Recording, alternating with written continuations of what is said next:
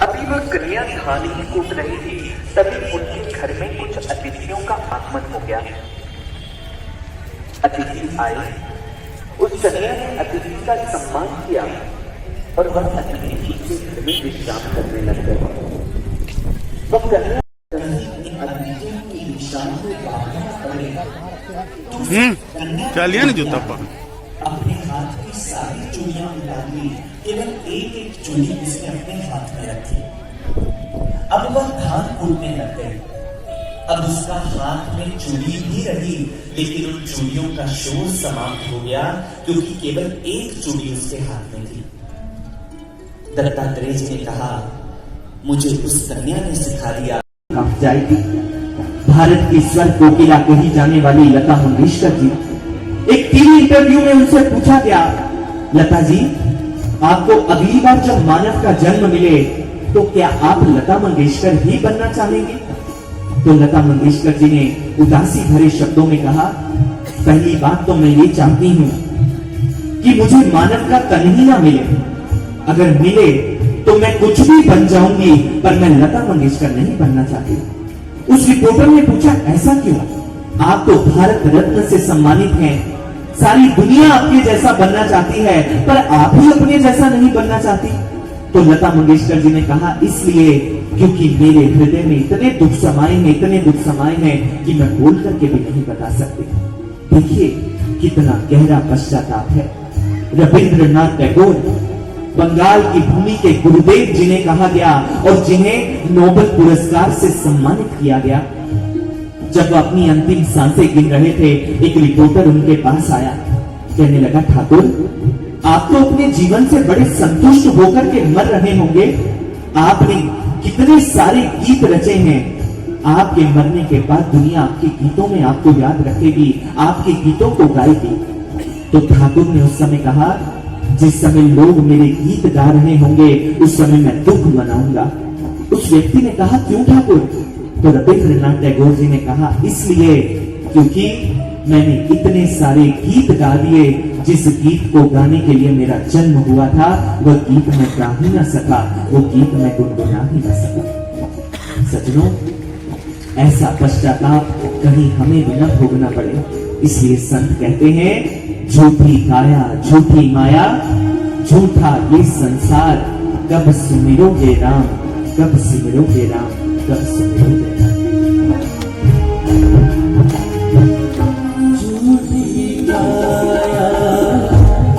इस प्रकार महादेव के श्रृंगार का हर पक्ष हमें कोई ना कोई संकेत व संदेश देता है। भक्तजनों, महादेव का चरित्र एक ऐसा महासागर है, अगर उस महासागर के रत्नों को हम इन 7 दिवसों में समेटना चाहें तो 7 दिवस तो क्या 7 जन्म भी छोटे पड़ जाएंगे। यूं तो महादेव के श्रृंगार में और भी बहुत सारे रहस्य हैं, कभी समय मिला तो अन्य रहस्यों को भी आपके समक्ष जरूर रखेंगे, लेकिन अभी समय अभाव है, इसलिए हम यही। तो किसी ने पूछा, भाई दूल्हे को घोड़ी पर क्यों बिठाते हैं? उसने कहा, उसका बड़ा महत्वपूर्ण कारण होता है। आप देखिए, जब घोड़ी पर दूल्हा बैठ जाता है तो उस जो बारात वाली घोड़ी होती है ना, उसकी एक विशेषता होती है। क्या विशेषता होती है पता है किसी को? जब तक उसके सामने कोई नाचे ना, वो घोड़ी आगे नहीं बढ़ती। उसकी आदत है वो नाच करके ढोल की थाप सुनकर आगे बढ़ती है ना? तो जब घोड़ी पर दूल्हा बैठ जाता है, उसके सामने फिर लोग कैसे नाचते हैं? एक बार जरा नाच के दिखा दीजिए। ये जरा ताल कैसे कैसे भाई बताइए जरा। तो उस व्यक्ति ने कहा, देखो उसे घोड़ी पर इसलिए बिठाते हैं और उसके सामने ऐसे ऐसे करते हैं, अब तेरे पास एक ही मौका है जहां भाग सकता, घोड़ी लेकर भाग जा, उसके बाद जिंदगी बंद हो जाएगी, शादी कर। लेकिन महादेव की शादी ऐसी नहीं है, वो बर्बादी नहीं है, वो आबाद करने आई है। और आज भोले बाबा बैल पर बैठ गए हैं और उसी समय आज हाथ में त्रिशूल पकड़ा और बैल पर बैठे नंदी ने उसी समय कहा, प्रभु बारात चलने को तैयार है। नंदी ने जयघोष कर दिया, हर हर महादेव, हर हर महादेव। तो आए हम सब प्रभु के साथ आज बारात में सम्मिलित होने के लिए चलते हैं। कौन कौन चलेगा अब बताइए जरा। भाई लोग तो भूतों को देख के डर गए लगता है, भाई नहीं चलेंगे साथ में जरा। कोई सीमा नहीं है। वह नाद, वो कीर्तन आपके घट में 24 घंटे हो रहा है। सुनेंगे कब? जब जीवन में गुरु ज्ञान प्रदान करेगा, हमारे घट में उस नाद को प्रकट कर देगा, उस संगीत को प्रकट कर देगा। इसी कारण हमारे संतों ने कहा, बिना बजाए निस्दिन बाजे, घंटा शंख नगाड़ी रे, बहरा सुन सुन मस्त होत है, तन की खबर बिसारी रे। वो कहते हैं हमारे घट में बिना बजाए 24 घंटे घंटा शंख नगाड़े, बीना बांसुरी, जो घंटियां बाहर बजाते हैं वो सब आपके अंदर बज रहा है। आप कहेंगे बज रहा है तो सुनता क्यों नहीं? क्योंकि गुरु से ज्ञान नहीं लिया। जिस दिन गुरु ज्ञान देगा उस दिन ये दूसरी अनुभूति आपको प्रदान करेगा, आपके घट में उस नाद को प्रकट कर देगा, उस ब्रह्मनाद को प्रकट कर देगा। और जिस दिन वो ब्रह्मनाद प्रकट हो गया सज्जनों, उस दिन हम अपने घट के मंदिर में आनंद को अनुभव करेंगे। हम यहां जब कीर्तन करते हैं, आप देखिए यहां तबला बज रहा है, सितार बज रहा है, वायलिन बज रहा है, हारमोनियम बज रहा है। ये वो साधन हैं जिन्हें जब बजाया जाता है तो बजते हैं ये। लेकिन हमारे घट में अनाहत नाद, आहत अर्थात जिस पर चोट की जाए, तबले पर चोट करोगे तो वो बजेगा, सितार पर तार को झंकृत करोगे तो वो बजेगी। लेकिन हमारे घट में बिना बजाए संगीत बज रहा है। और हमारे संतों ने कहा, बहरा सुन सुन मस्त होत है। एक बहरा इंसान भी उस संगीत को सुन सकता है। ये सदगुरु की कृपा होती है जो आपके घट में उस संगीत को प्रकट कर देता है।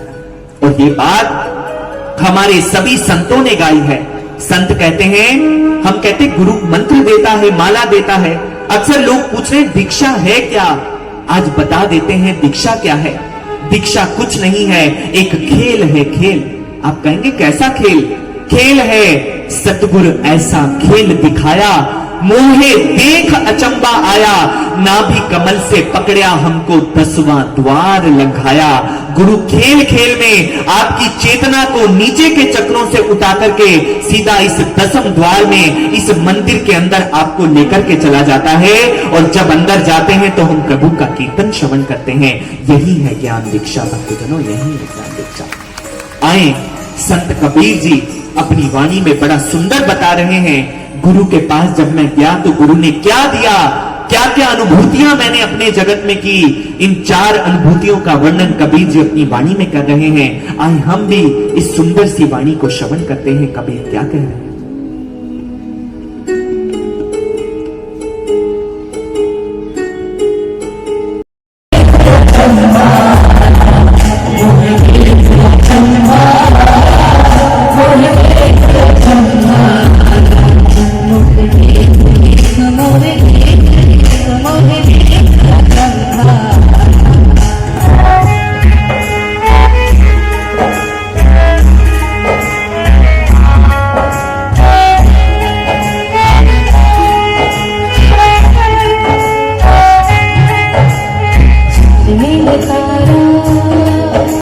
वो गंगाधर बन गए, उन्होंने जटाओं को धारण किया, वो जटाधर बन गए। त्रिशूल को धारण किया, वो त्रिशूलधारी बन गए। भस्म को धारण किया, भस्मधारी बन गए। जो जो करते गए उनका नाम पड़ता गया। लेकिन शिव का वास्तविक नाम क्या है, आज ये समझें। शिव का वास्तविक नाम क्या है? हमारे संतों ने कहा, राम राम जपते रहो, ठग ठाकुर और चोर, वो जो नाम मुक्ति करे वो नाम कोई और, वो नाम कोई और। राम राम तो सारी दुनिया जप रही है, क्या उससे मुक्ति हो जाएगी? नहीं भक्तजनों, मुक्ति जिस नाम से होती है वह नाम कोई और है। और आज हम आपको बता देते हैं वह नाम कौन सा है भगवान का। कबीर कहते हैं, कोटि नाम संसार में ताते मुक्ति न हुए, आदि नाम जो गुप्त जपे बूझे बिरला कोई। वो कहते भगवान के करोड़ों नाम है संसार में, लेकिन उनसे मुक्ति नहीं होगी। जिस नाम से मुक्ति होती है उसके 2 विशेषताएं हैं भक्तजनों, 2 विशेषताएं। पहली, वो आदि नाम है। आदि अर्थात जब सृष्टि नहीं बनी थी वो नाम तब का है। सोचिए, जब सृष्टि नहीं बनी थी तो इंसान नहीं बना था, इंसान नहीं बना था तो भाषा नहीं बनी थी। हम जो नाम जपते हैं वो तो भाषा में आ जाते हैं। फिर उस समय जब कोई भाषा नहीं थी तब कौन सा नाम था भगवान का जिस नाम पर यह सृष्टि खड़ी हुई थी? अर्थात वो नाम भाषा में नहीं आता। और दूसरा नाम दूसरी विशेषता, आदि नाम जो गुप्त जपे वो नाम गुप्त नाम है, गुप्त नाम। आप कहेंगे गुप्त? हाँ, हमारे संत कहते हैं वह ईश्वर का नाम अति गुप्त है। भगवान कृष्ण गीता में लिखते हैं, राज विद्या राज गुह्यम पवित्र मितमुत्तमम। अर्जुन, मेरा नाम सीक्रेट ऑफ सीक्रेट्स है, अति गुह्य है, राज गुह्य है। अब सोचिए, हम जो नाम जपते हैं राम कृष्ण शिव, ये नाम तो गुप्त नहीं है, सारी दुनिया इनको जानती है। सज्जनों, ईश्वर का नाम किसी भाषा में नहीं आता, वह लिखा नहीं जा सकता, वह बोला नहीं जा सकता, वह जपा नहीं जा सकता। क्या किया जा सकता है? वह सिर्फ सुना जा सकता है। आप कहेंगे, हम आपकी बात को कैसे मान लें कि ईश्वर का नाम सिर्फ सुना जा सकता है? आप सबने हनुमान चालीसा पढ़ा होगा। किस किस ने पढ़ा हनुमान चालीसा? उसमें एक पंक्ति आती है, जरा साथ गाइएगा। भूत पिशाच निकट नहीं आवे, महावीर जब नाम नाम। यहां ये क्यों नहीं कहा गया महावीर जब नाम जपावे, महावीर जब नाम बतावे? हम तो कहते नाम जपो जी, नाम जप किया करो। तुलसीदास जी तो कहकर गए महावीर जब नाम सुनावे, यानी नाम जपा नहीं जाता, नाम बोला नहीं जाता, नाम सिर्फ सुना जाता है। आप कहेंगे ऐसा कौन सा नाम है जो बोल ही नहीं सकते? आपको एक डेमो दे देते हैं, एक बार सभी जोर से ताली लगाइए। बहुत अच्छे। अब जरा इस ताली से जो आवाज निकली है उसे जरा बोलकर बता दीजिए। बोल सकते हैं? अच्छा, लिखकर बता दीजिए। लिख सकते हैं? क्या कर सकते हैं? सिर्फ सुन सकते हैं। यही परमात्मा का नाम ऐसे ही ध्वनि के रूप में आपकी श्वासों में समाया हुआ है। भक्तजनों, ऐसा है परमात्मा का नाम, जो बोला नहीं जा सकता, जो लिखा नहीं जा सकता। वो ध्वनि के रूप में, एक वाइब्रेशन के रूप में हमारी श्वासों में समाया है। और आप बाहर जो माला जपते हैं ना, कंठी माला, ये माला भी प्रतीक है। ये माला प्रतीक है श्वासों की माला की। बाहरी माला 1 घंटा जप लोगे, 2 घंटे जप लोगे, 12 घंटे जप लोगे, जब सोओगे तब तो बंद होगी ना। लेकिन परमात्मा की लीला देखिए, ये श्वासों की माला जब से जन्म लिया है मृत्यु पर्यंत कभी नहीं रुकती, ये 24 घंटे चलती रहती है। ये है परमात्मा की माला, इसमें प्रभु का नाम समाया है। और एक और प्रश्न आपसे पूछ लेते हैं, अगर ईश्वर का नाम भाषा में आता, हम तो राम राम जप लेते हैं, आप बताइए, एक व्यक्ति गूंगा हो, जन्म से गूंगा हो, बहरा हो और अंधा हो, तीनों हो, आप उसे ईश्वर का नाम कैसे बताएंगे? बहरा है, बोलकर नहीं बता सकते, अंधा है, लिखकर भक्ति नहीं कर सकता। सज्जनों, ईश्वर का नाम हमारी श्वासों में एक सूक्ष्म वाइब्रेशन में, एक सूक्ष्म तरंग के रूप में समाया है। और जब गुरु ज्ञान देता है, आपके प्राणों में उस नाम को प्रकट कर देता है। ये सद्गुरु के ज्ञान की निशानी होती है, सद्गुरु के ज्ञान की। और रही बात बाहरी नाम की, आप कहेंगे तो क्या बाहरी नाम नहीं जपना चाहिए? बिल्कुल नहीं मिलते हैं। संतों ने कहा, खांड खांड कहे मुख नहीं मीठा होए, मुख तो मीठा होए खांड के ही खान से। नीम नीम कहे मुख नहीं कड़वा होए, मुख तो कड़वा होए नीम के चबान से। राम राम कहे कभू ना शांति आए, शांति तो आए राम की पहचान से, राम की पहचान से। चीनी चीनी कहने से मुंह मीठा नहीं होता, नीम नीम कहने से मुंह कड़वा नहीं होता। पड़ेगा विधि लेने के लिए, ऐसे प्रकट नहीं होते। आपको भूख लगी हो, आप हमारे पास आए, आप कहें व्यास जी भूख लगी है, हम आपको कहो आइए बैठिए, आज मकर संक्रांति है, हम दही चूड़ा पर 1 घंटा लेक्चर देंगे, 1 घंटा प्रवचन देंगे दही चिवड़ा पे। भूख मिट जाएगी आपकी? नहीं मिटी। आपने कहा जी भूख तो मिटी नहीं। हमने आपको एक छोटी सी किताब दी, जिस किताब में दही चिवड़ा बनाने की विधि लिखी हुई थी। हमने आपको कहा इसका रोज सुबह शाम पाठ करना है, देखना एक दिन भूख मिट जाएगी। मिट जाएगी? सोचिए, जब दही चिवड़ा का पाठ करने से भूख नहीं मिट सकती, तो राम राम जपने से आत्मा की भूख कैसे मिट जाएगी? तीसरी बार आप हमारे पास आए, आपने कहा भूख नहीं मिटी, हमने दही चिवड़ा की थाली आपके सामने कर दी, ना बोला ना कुछ कहा, आपने दही चिवड़ा खा लिया। भूख मिट गई कि नहीं मिट गई? मिट गई। यही गुरु कहता है। गुरु ये नहीं कहता आओ मैं तुम्हें राम की बातें सुना दूं, आओ मैं ये मंत्र दे दूं, ये मंत्र जपो। गुरु कहता आओ मेरे पास, मैं तुझे राम के दर्शन करवा दूं, मैं तुम्हें राम को दिखा दूं। ये सतगुरु कहता है भक्त। राम नाम सत्य है, सत्य बोलो गत है। राम नाम सत्य है, सत्य बोलो गत है।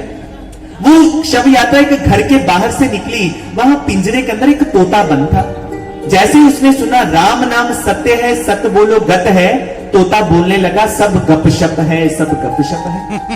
लोगों ने कहा भाई तू गलत क्यों बोल रहा है, राम नाम तो सत्य, तू कह रहा गप है।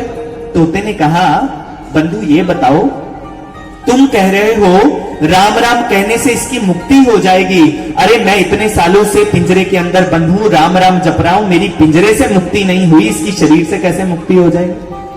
पास में एक संत चल रहे थे, संत तोते के पास आए, कहने लगे बेटा मुक्ति ऐसे नहीं होती, आज मैं तुम्हें मुक्ति की विधि बताता हूं। संत ने तोते के कान में कुछ कहा। अगली सुबह तोते का मालिक उठा, उसने देखा तोता पिंजरे के अंदर मरा पड़ा है। वो घबरा गया, मेरा तोता मर गया। उसने पिंजरे का दरवाजा खोला और तोते को बाहर निकाल दिया। जैसे ही बाहर निकाला, तोता फुर करके उड़ गया और वृक्ष की डाली पर बैठ गया। उसने कहा, मालिक ने कहा तू इतना समझदार कैसे हो गया रे?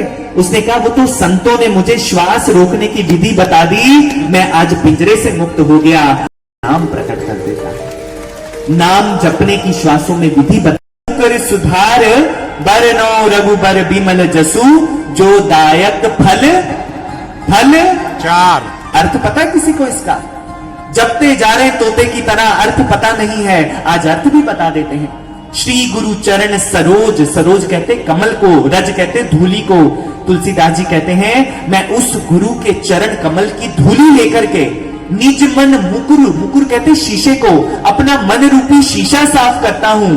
बरनो रघुबर बिमल जस, और रघुबर के बिमल यश का गुणगान करता हूं। किस गुरु के?